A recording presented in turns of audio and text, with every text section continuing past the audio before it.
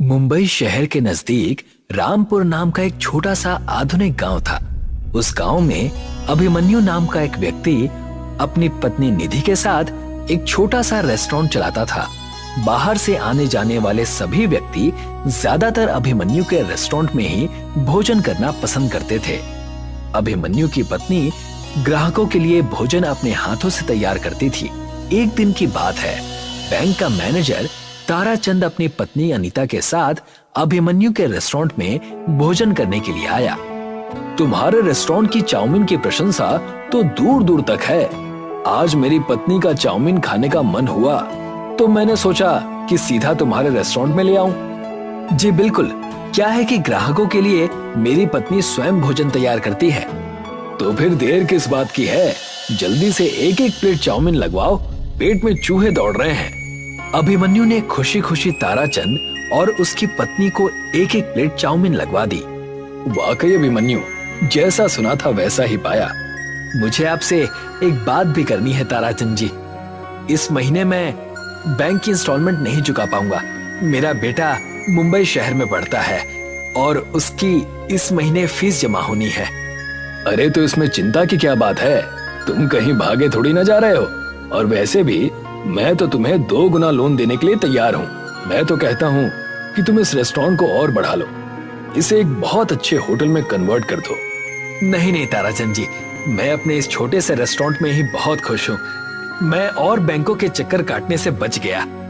Tarachand restaurant से बाहर निकल गया और अभिमन्यु के रेस्टोरेंट के ठीक सामने बने एक बड़े से रेस्टोरेंट को देखकर मुस्कुराने लगा। ये तो अभिमन्यु के रेस्टोरेंट से बड़ा और काफी अच्छा मालूम होता है। हाँ हाँ, रेस्टोरेंट अभिमन्यु के रेस्टोरेंट से काफी बड़ा है। ये ब्रजेश का रेस्टोरेंट है, लेकिन फिर भी आसपास के लोग अभिमन्यु के रेस्टोरेंट का खाना ही पसंद करते हैं। बैंक मैनेजर ताराचंद अपनी पत्नी के साथ कार में बैठकर चला गया।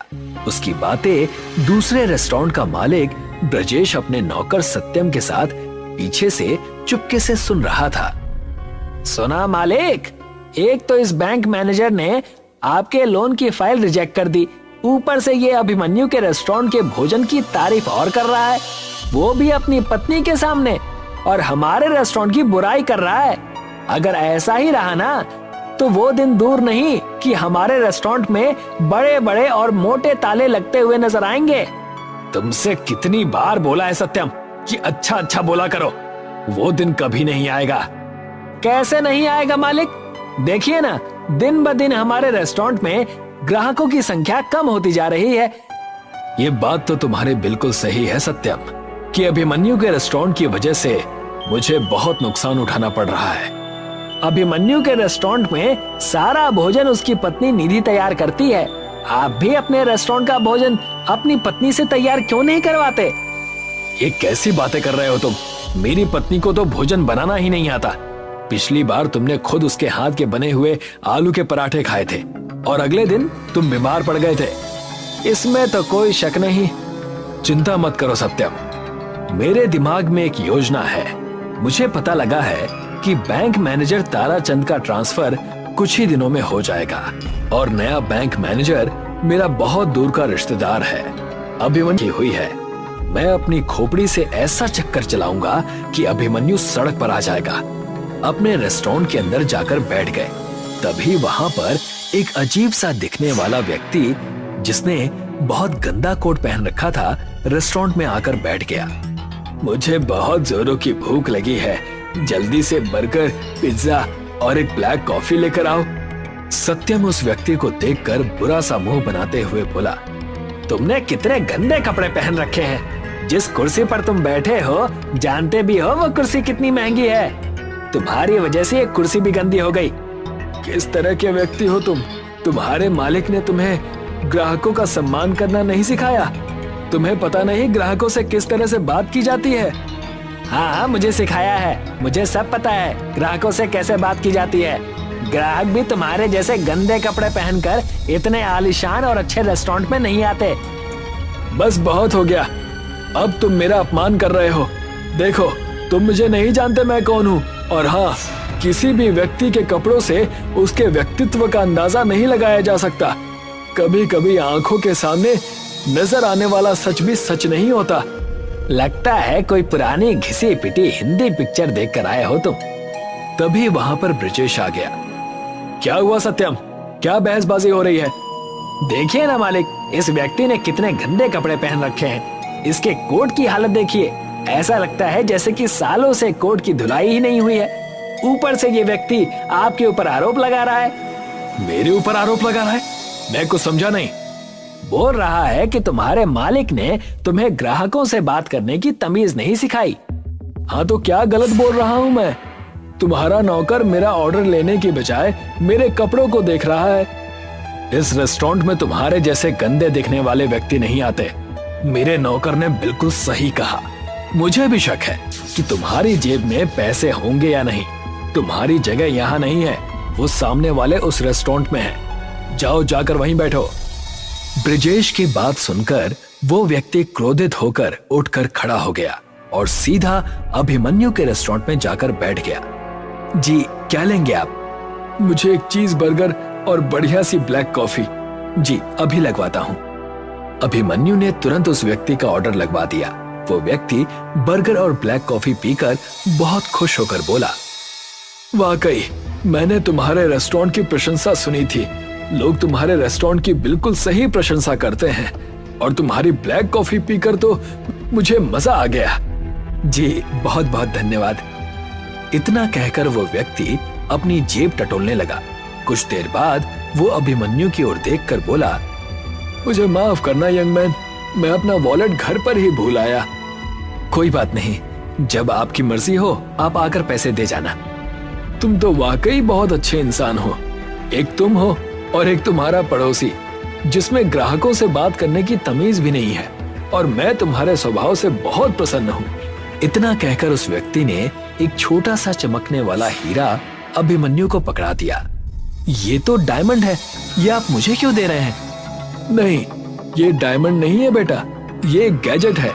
कुछ समय के बाद हो सकता है कि तुम्हें इसकी आवश्यकता पड़े। इसे अपने पास संभाल कर रखना।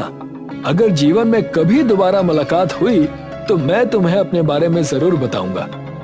इतना कहकर वो व्यक्ति वहां से चला गया। उसके जाते ही निधि अभिमन्यु से बोली, कौन था ये? पता नहीं निधि, लेकिन वो जो भी था उसकी आंखों को देखकर मुझे ऐसा महसूस हुआ जैसे कि वो कोई बहुत ही बड़े व्यक्तित्व का मालिक हो। लेकिन उसने कपड़े तो काफी गंदे पहन रखे थे। किसी के कपड़ों को देखकर उसके व्यक्तित्व का अंदाजा नहीं लगाया जा सकता निधि। उसकी आंखों की चमक और चेहरे की झुर्रियां सब कुछ कह देती हैं। बस पढ़ने वाला होना चाहिए। कुछ दिन ऐसे ही बीत गए और एक दिन बैंक मैनेजर ताराचंद का ट्रांसफर हो गया और उसकी जगह ब्रिजेश का रिश्तेदार टिल्लू मैनेजर बनकर बैंक में आया। ब्रिजेश टिल्लू की चापलूसी करता हुआ बैंक में पहुंचकर बोला, मैं आपका काफी दिनों से इंतजार कर रहा था। मैं जानता हूं ब्रिजेश, इस गांव में मेरा ट्रांसफर करने के लिए तुमने कितनी मेहनत की है। आपके जैसा ईमानदार बैंक मैनेजर आज के दौर में कहां है। तुम कहना क्या चाहते हो?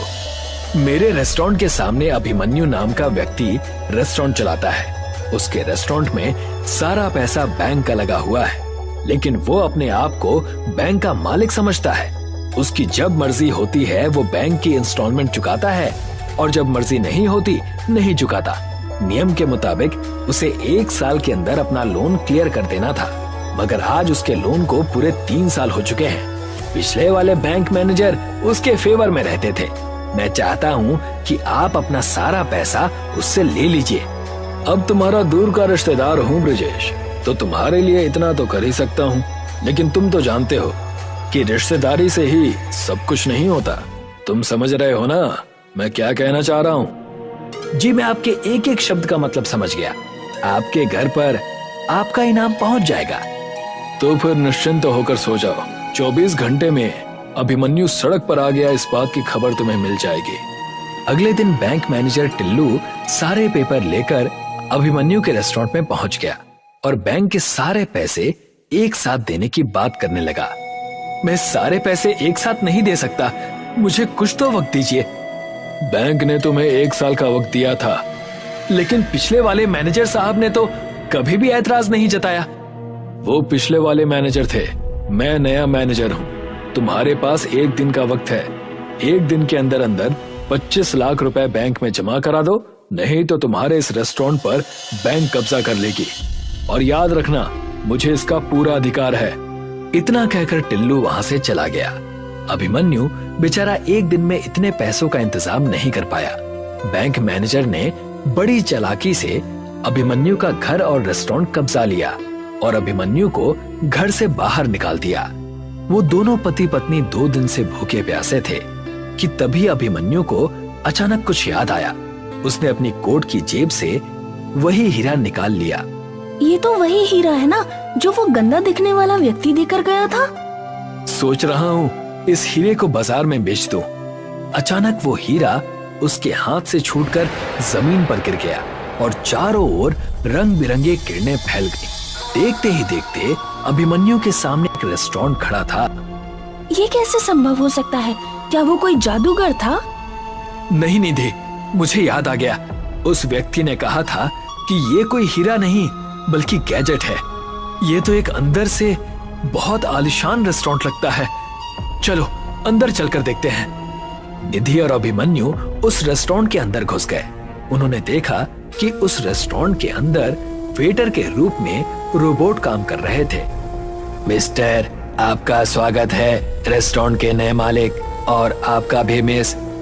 अभिमन्यु खुशी से चीखते हुए बोला, ये तो कमाल हो गया निधि। बोलिए मालिक, इस रेस्टोरेंट को कहां पर लेकर चलना है? क्या मतलब? इस रेस्टोरेंट को आप अपनी मर्जी से जहां चाहे ले जा सकते हैं। ये आपका हर आदेश मानेगा। मैं समझ गया, ये एक नई तकनीक से बना हुआ रेस्टोरेंट है। ये विज्ञान का चमत्कार है। मैं समझ गया, वो व्यक्ति बहुत बड़ा साइंटिस्ट था। उस दिन के बाद अभिमन्यु और उसकी पत्नी उसी चलने वाले रेस्टोरेंट में घर घर जाकर सेवा देने लगे। कुछ ही महीने में अभिमन्यु के चलने वाले रेस्टोरेंट का नाम पूरे गांव और आसपास के शहरों में प्रसिद्ध हो गया। अब किसी को भी कुछ भी खाने की जरूरत होती तो अभिमन्यु का रेस्टोरेंट चलकर उसके पास पहुंच जाता। अभिमन्यु ने कुछ ही महीने में बैंक की सारी रकम चुका दी। कुछ कीजिए मालिक, आपने तो उसे सड़क पर ला दिया था, मगर वो तो सड़क पर चलने वाला ही रेस्टोरेंट ले आया। मेरी भी कुछ समझ में नहीं आ रहा सत्यम कि ये चमत्कार हुआ कैसे। पहले तो मेरे रेस्टोरेंट में फिर भी 1-2 लोग आ जाते थे, अब तो उन्होंने भी आना बंद कर दिया है। कौन सी भूल में बैठे हैं मालिक? आपके रेस्टोरेंट में पिछले 2 महीने से कोई ग्राहक नहीं आया। मैं ही बैठा हुआ मक्खियां मार रहा हूँ। चिंता मत करो, मैं आज इस अभिमन्यु का किस्सा ही समाप्त कर दूंगा। आप क्या करेंगे मालिक? मैं उस रेस्टोरेंट को बम से उड़ा दूंगा। सुना है कि जिसको जरूरत होती है वो रेस्टोरेंट स्वयं वहां पहुंच जाता है। इस बार उस रेस्टोरेंट को तुम अपने घर के पास बुलाना, उसके बाद वहीं पर ये सारा खेल खत्म कर देंगे। ब्रिजेश के कहने पर सत्यम ने उस रेस्टोरेंट को अपने घर के पास बड़ी चालाकी से बुला लिया। ब्रिजेश और सत्यम चुपके से उस रेस्टोरेंट में घुस गए। ब्रिजेश के हाथों में एक बड़ा सा बम था, मगर अचानक रेस्टोरेंट में सायरन बजने लगे और एक रोबोट की सेना ने ब्रिजेश और सत्यम को घेर लिया। तुम्हारे हाथों में बम है, ये कैसे संभव है? तुम्हें कैसे पता चला? तभी वहां पर अभिमन्यु और निधि आ गए। मुझे तुमसे ऐसी ही उम्मीद थी ब्रिजेश कि तुम ऐसी ही गिरी हुई घटिया हरकत करोगे। अभिमन्यु ने इतना कहा ही था कि तभी वहां पर वही गंदा सा दिखने वाला व्यक्ति जो अब बहुत साफ सुथरे कपड़े पहना हुआ था, मुस्कुराता हुआ आया। मुझे देखकर तुम लोग इस तरह से हैरान मत हो। मेरा नाम प्रोफेसर हॉकिंस है। मैं एक बहुत बड़ा साइंटिस्ट हूँ। दरअसल इस चलने वाले रेस्टोरेंट को बनाने में मुझे काफी साल लग गए। उस दिन मैं इस प्रयोग में सफल हो गया था और खुशी के मारे मैं अभिमन्यु के रेस्टोरेंट में कुछ खाने के लिए आया था, मगर बाहर मैंने ब्रिजेश की और उसके नौकर की बातें चुपके से सुन ली थी। मैं समझ गया कि ये अभिमन्यु के लिए आने वाले फ्यूचर में कोई ना कोई मुसीबत खड़ी जरूर करेंगे। लेकिन तुम चिंता मत करो, ये अब तुम्हारा ही रहेगा। मैं इस जैसे और गैजेट्स बना लूंगा। पुलिस ने सत्यम और ब्रिजेश को अरेस्ट करके जेल भेज दिया। अभिमन्यु के पास आज भी वो चलने वाला रेस्टोरेंट मौजूद है।